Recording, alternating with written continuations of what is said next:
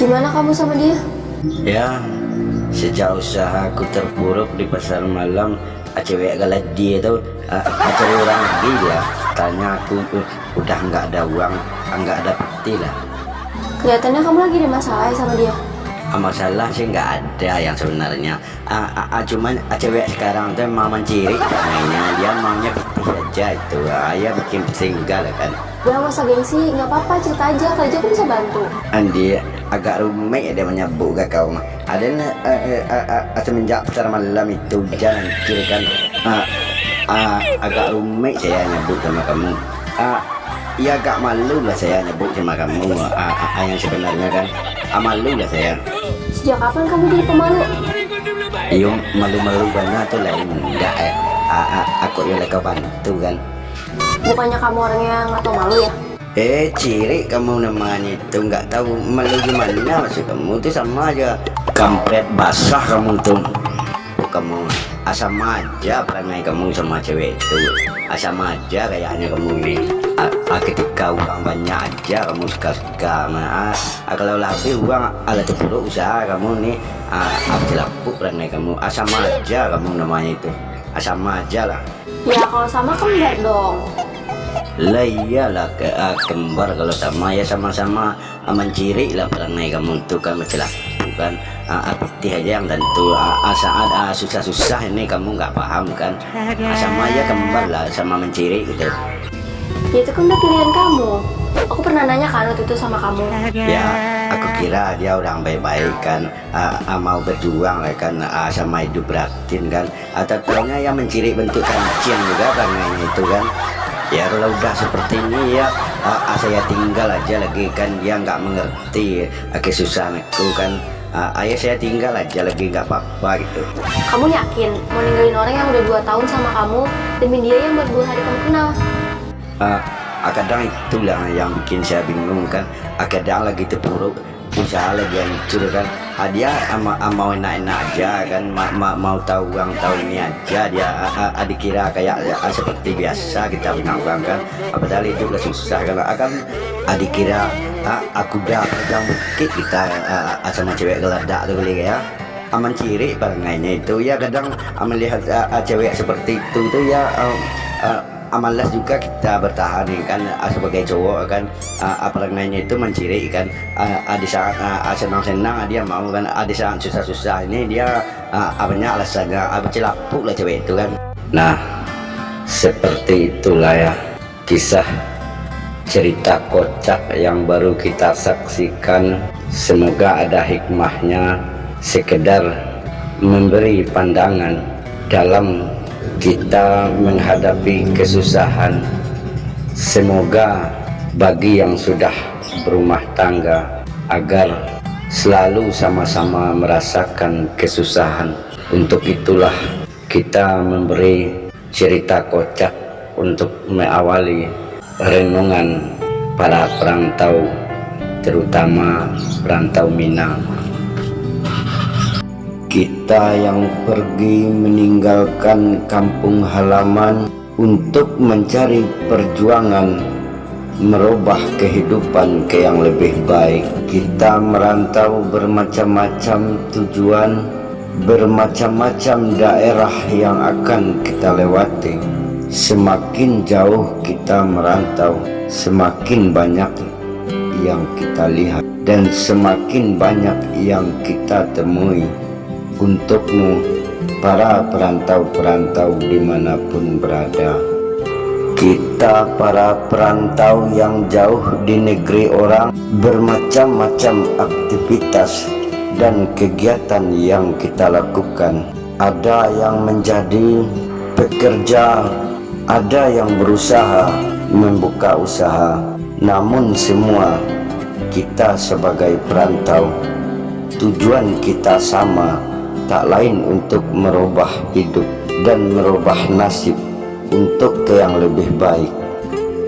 Untuk itu kita yang sudah jauh dari kampung halaman, perjuangan yang akan kita tempuh, perjuangan yang akan kita hadapi tidaklah seperti seindah yang dibayangkan.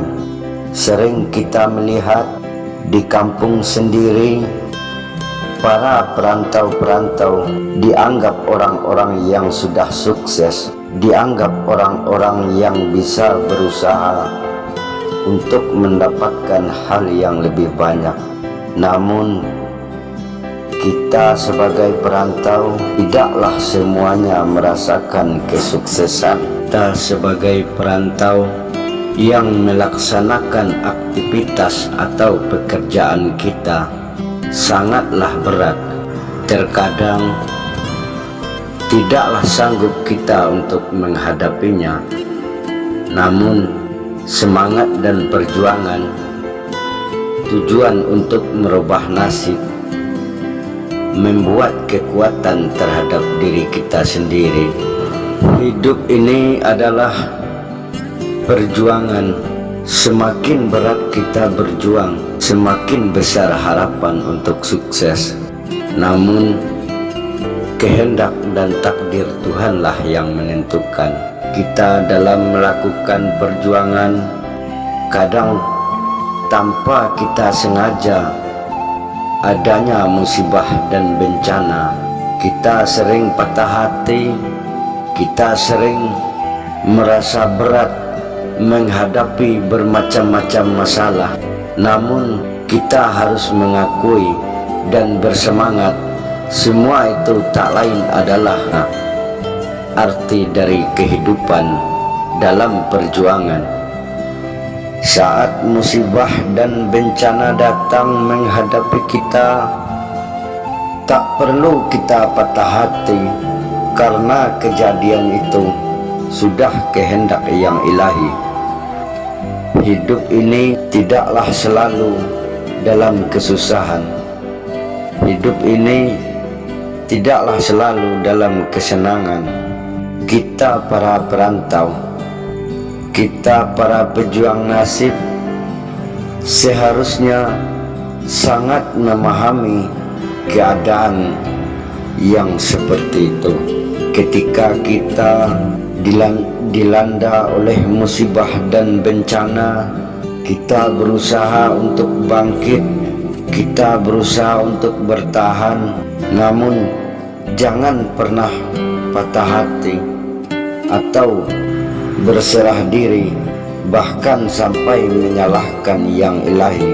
Kita diberi rezeki yang sama, kita diberi kehidupan yang sama, namun keberhasilan kita itu tak lain adalah dari perjuangan kita sendiri.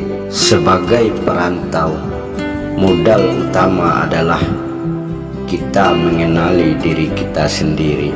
Kita mengenali kemampuan kita sendiri. Kita mengenali siapa diri kita sendiri. Jangan pernah berpikir yang melampaui batas dari kemampuan diri sendiri. Jika kita perantau, jadi pedagang, belajarlah untuk memahami suatu daerah. Belajarlah memahami suatu kebutuhan di daerah. Belajar memahami lingkungan, belajar memahami pertemanan dan persahabatan. Kita hidup di negeri orang, kita berjuang di tempat orang, kita buka usaha di tempat orang. Tidaklah semudah yang dibayangkan. Kita harus belajar memahami situasi. Seperti kita perantau Minang, kita melihat dari situasi, lalu kita membuka usaha dagangan yang kira-kira sangat dibutuhkan di daerah situ. Untuk itu, dalam menjalani perjuangan itu, kita harus punya skill yang benar-benar memahami suatu daerah. Dan seperti itu juga untuk para perantau lainnya. Sebelum kita untuk berharap-harap pendapatan ke yang lebih banyak, penghasilan ke yang lebih banyak, kita perlu memahami diri kita sendiri. Kita perlu memahami kemampuan kita sendiri. Kita berharap-harap pekerjaan yang lebih gampang, penghasilan yang lebih banyak. Karena jika terjadi kegagalan, itulah yang membuat semangat kita menurun, yang membuat situasi kita tidak tenang, tidak nyaman, karena ada keterpaksaan dan pemaksaan kehendak yang belum kita pahami. Sebagai perantau Minang, kita yang berusaha tak lain bisa berdagang, dan kebanyakan para perantau Minang punya usaha dagang. Kita sudah memahami sebelum menjalankan aktivitas hidup di perantauan itu sebenarnya tidaklah sulit jika kita bisa memahami tentang diri kita, tentang kemampuan kita sebagai pedagang. Kita berusaha tidak dari ilmu bersekolah tinggi. Oleh sebab itu, bagi para perantau atau yang punya cita-cita untuk merantau ke negeri orang, perlu kita pahami diri kita dan kemampuan kita sendiri. Jangan pernah kita memikirkan seumpama kita merantau jadi pedagang, kita berharap-harap dagangan laku, dapat uang banyak, dapat penghasilan yang lebih, yang seperti kita harapkan. Jangan pernah kita memikirkan itu sebelum kita memikirkan kemampuan kita untuk berusaha di lapangan. Kita wajib berusaha untuk sekuatnya dengan mengukur kemampuan kita. Kita berusaha sambil berdoa agar usaha yang kita laksanakan seperti yang kita harapkan.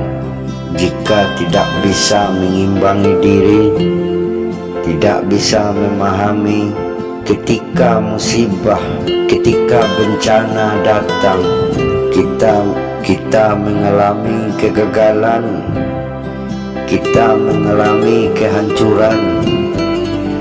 Di saat itulah mental kita sebagai pedagang anjlok dan langsung patah hati. Banyak yang kita lihat para pedagang-pedagang, para perantau-perantau Minang yang mengalami turun naik suatu usaha, yang mengalami keterpurukan. Karena itulah kita belajar lebih jauh lagi memahami tentang menghadapi usaha di masa akan datang. Semoga perjuangan kita bisa ke yang lebih baik seperti yang kita harapkan. Semoga cerita dari channel Lubuk Cerita tentang para perantau-perantau dimanapun kamu berada, nasihat dan renungan dari channel Lubuk Cerita semoga bermanfaat untuk para perantau-perantau dimanapun berada. Salam dari perantau anak Minang, channelnya orang awak, channel perantau Minang. Jangan lupa subscribe, like, komen, dan jika bermanfaat bagikan bagi yang memerlukan. Salam perjuangan dari perantau anak Minang.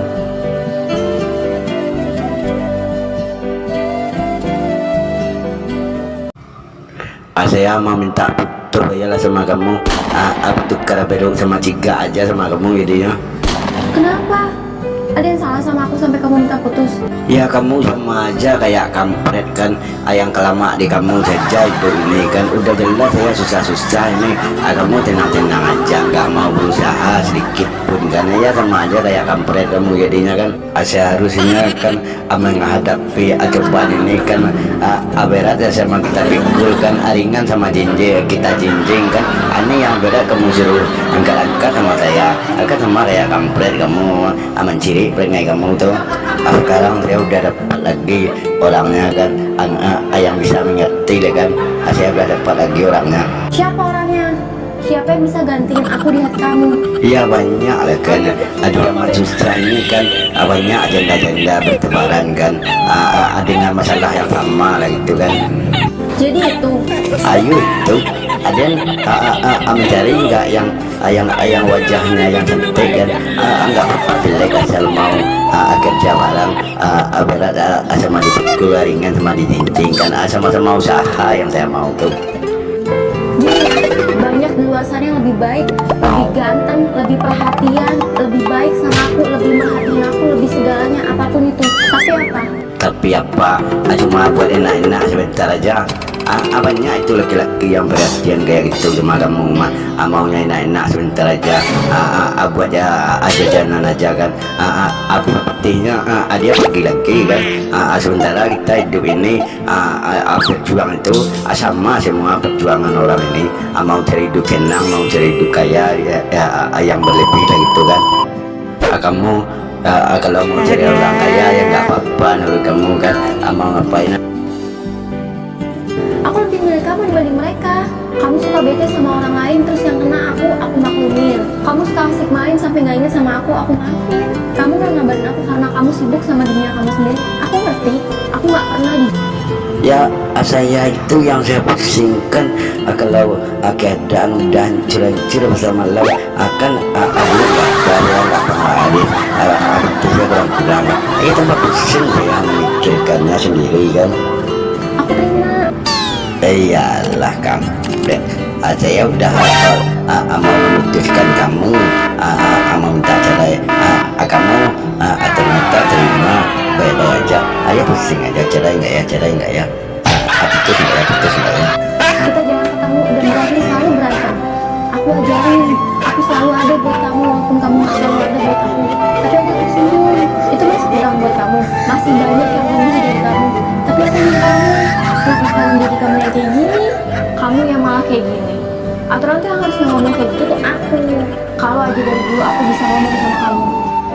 Ayah kadang ngeliat usaha susah tuh, saya bingung kan, nggak bisa nyelang betih ke sana, nyelang betih ke sini, ya pusing juga kan ya, jadi kayak kampret. Makanya saya mendingan kamu tinggalin aja lah saya, nggak apa-apa. Tapi sayangnya aku nggak bisa, karena aku terlalu sayang sama kamu. Terlalu susah ngeluarin kata-kata yang bisa bikin orang yang aku sayang jadi kecewa. Ya sudah lah kalau begitu, sama-sama terpanggang kita kan, susah sama susah kan, enak sama enak kan, berat sama kita pikul kan, ringan sama kita jinjing kan, biar bertahan lah gitu hidup itu kan, buat sampai mati. Ya udahlah